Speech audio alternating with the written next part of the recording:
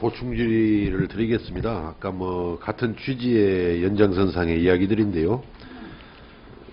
아까 업무보고 우리 4페이지에 봐도 이제 관세 수준 같은 경우도 이제 전문가 협의 등 추가 검토를 거쳐서 농업계와 국회에 설명한 후 확정을 하시겠다, 이렇게 보고를 해주셨고, 또 밑에 하단에 보면 앞에서도 아까 말씀드린 대로 최대한 충실하게 소통하면서 추진을 하겠다.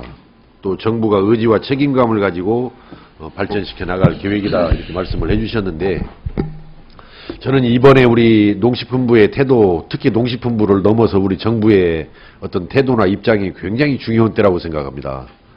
앞에서도 말씀드린 대로 10년, 또 다른 10년을 보내면서 40만 9천 톤이라는 MMA 수입 물량이라는 엄청난 쌀산업의 짐을 떠안은 지금 우리 정부가 요걸 남 탓으로 해서는 안 된다고 생각해요.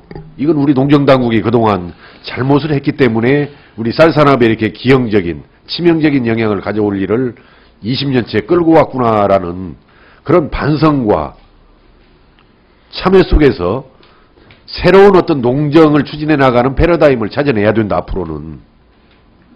그런 의미에서 어떻게 하실랍니까? 최대한 충실하게 소통하겠다라고 했고, 우리 새정치민주연합에서는 여야정 생산자 단체가 참여하는 사자협의체를 구성해서 진지하게 관세와의 조건, 쌀산업 발전의 대책을 논의해가자, 이렇게 지금 주장을 하고 요구를 하고 있는데요.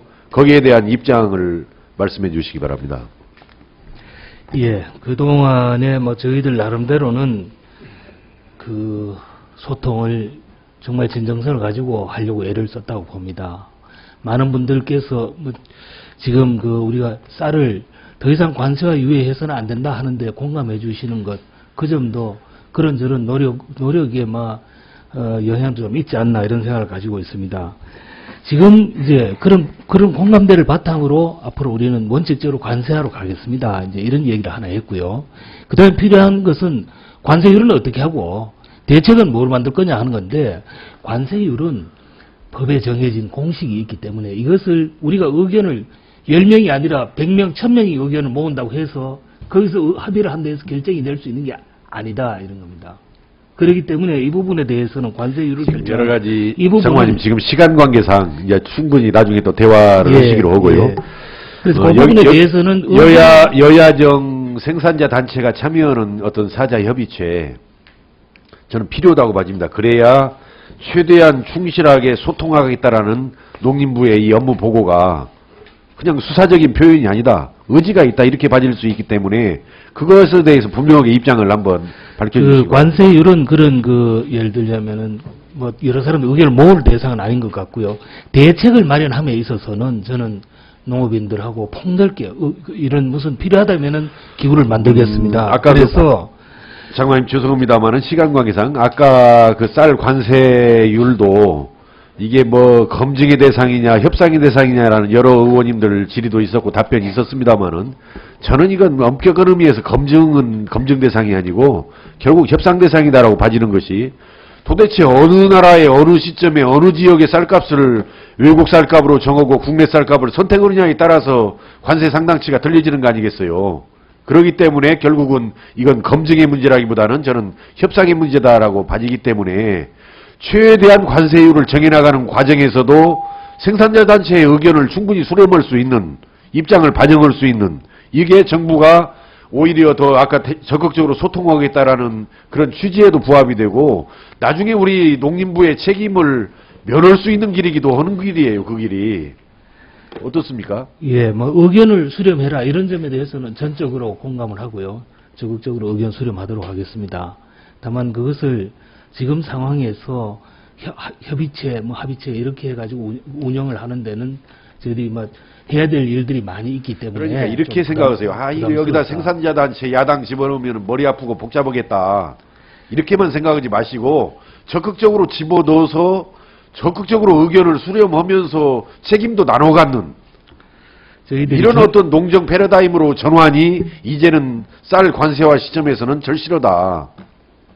중요한 결정을 내리거나 이럴 때는 뭐 야당은 포함해서 이 상임위에다가 보고를 하고 그렇게 추진해 나가도록 하겠습니다. 아까 우리 존경하는 김종태 의원님께서도 쌀산업 대책 어떻게 말로만 쌀산업 발전 대책 할 거냐, 어떻게 이걸 뒷받침할 거냐라는 말씀을 하셨는데, 저는 지금 현재 우리 정부에서 말하는 관세와의 조건, 관세율 등이 되겠습니다만은, 또 앞으로 이 쌀산업 발전 대책 등 이 문제가 농림부에서 발표만 한다라고 우리 국민들이 믿을 수 없는 상황이라고 생각을 합니다. 이걸 어떻게 범정부적인 의지와 책임을 담아서 국민들이 믿게 만들 것이냐. 그래서 제가 하나 제의를 할게요. 지금 관세율들을 대개 시행령 거기에다 정하고 있죠. 관세율들을. 품목별 관세율들을 대통령령에다 정하고 있지 않습니까? 이걸 정부가 확실하게 국가가 책임진다는 의미에서 법률에다가 관세율을 담아야 한다라고 생각하는데 어떻게 생각합니까? 지금 현재 적어도 쌀 문제만은. 지금 현재 상태에서 그렇게 하기는 곤란하다는 말씀입니다. 아니 국회에서 법률을 그렇게 개정을 추진을 해가지고. 그렇게 하기에는 지금 시간적으로 여유가 많지 않습니다. 아니 나중에 관세율이 정해지면은 말이죠. 관세 상당치가 정해지고 WTO 가입 국가들의 검증을 통해서 뭐 500이 나오든 400이 나오든 나오면은 이것은 시행령에다 담을 사항이 아니고 법률에다 담아야 한다.